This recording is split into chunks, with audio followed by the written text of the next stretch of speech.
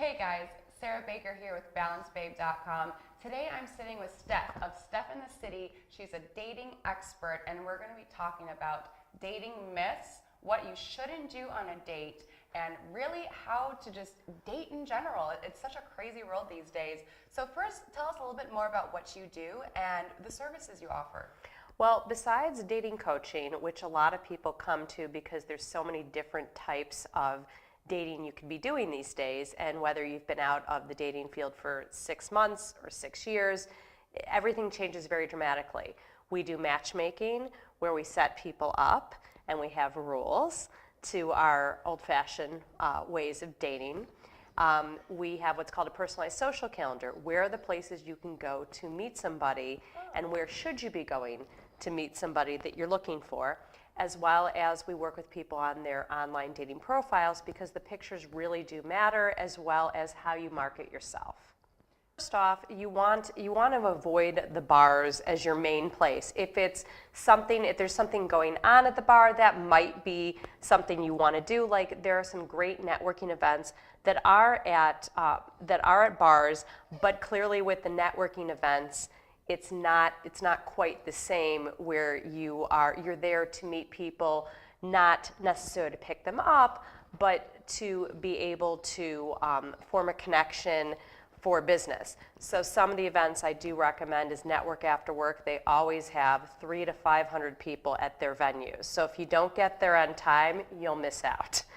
I also recommend that people do networking breakfasts and lunches, and look for one person to connect with. It's not always about, if you're a woman, to meet the guy.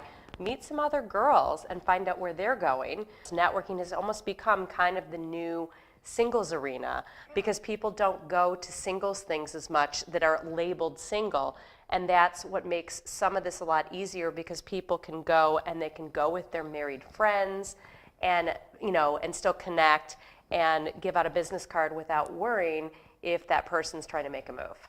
There's also many singles leagues for athletic events. There's some for actual singles where they can join, but generally when people do the athletic events, they are doing it, if it's not with a group of their friends and their friends' wives and husbands, they're doing it to meet people. And you don't have to be great at volleyball to be on a volleyball team. You don't have to be great at touch football or anything, but you do know that you will meet people and be able to see them for 6 to 8 weekends in a row. Now, Stef, you said that one of the services you provide is online dating guidance and help with profile pictures. Now, we all want to know, have you seen some strange profile photos? I have seen strange profile photos of both the men and the women. One of my favorites that I told the woman she had to fix immediately was she had not one but 2 pictures of her holding a baby, only the baby wasn't hers, it was her niece. And you could barely see her in the picture, but you could see the baby pretty clearly. And I said, this has got to be taken off immediately. And she said, well, why? And I said, again, if a guy was carrying a baby, it wouldn't be appealing to you. Another thing that I see a lot of times is I've seen women or men drinking a lot of alcohol or showing their drunk photos. And they said, but I looked at my best. And it's not an attractive thing. The same thing, ladies should not be wearing baseball caps in their picture. That's might be really cute and fun way to express that you're into sports, but guys are looking for more glamorous type of. What about cowgirl hats?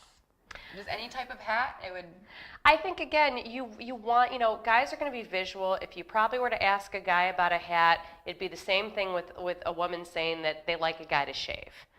Now, let's say you've been on a couple really great dates with a guy and you think it's going amazing. When would be a good time to get a little bit more intimate than just dating? I think a lot of people have to realize if you're going to get intimate, you've got to decide, if this person never calls me again, can you handle it? If this person decides that they don't want to see you exclusively, can you handle it? And you want to make sure that there's no goodies you're bringing home. Can you discuss STDs, and if this person's willing to make sure that there's nothing else they're going to bring to the table. These are all things you have to consider, that if you can't have those discussions or if you can't handle those feelings, you don't want to get intimate just to keep somebody or because it feels right at the moment.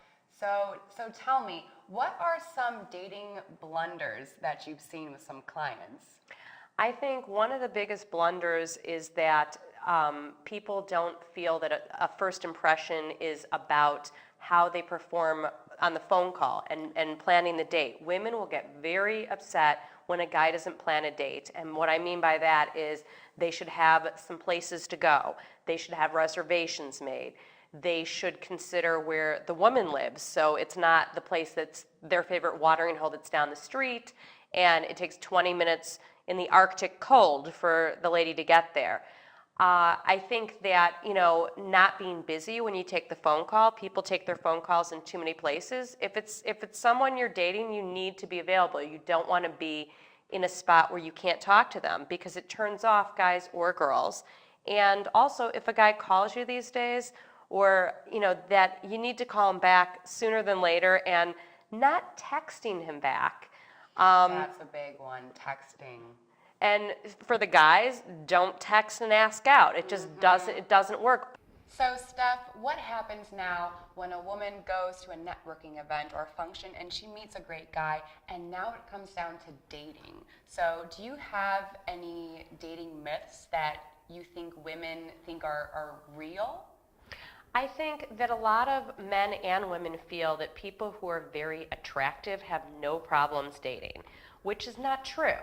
Because you've seen Christy Brinkley's single currently. You see that Cindy Crawford had a broken marriage, and people who are attractive still have some of the same issues. I've had very attractive men and women in my service, and their confidence isn't the level that you would think it would be for the face forward that they have. And I think that a lot of people forget that everybody feels very vulnerable in dating. And no matter how attractive you are, how tall you are, if you have great hair or great figure, it doesn't mean that people still get very vulnerable in dating and get nervous and can make mistakes on a first date. And a lot of things are not personal, and some people really tend to take them very personal. A lot of people feel that there aren't there aren't rules to the game that they should be setting, that a lot of people always want to be appropriate.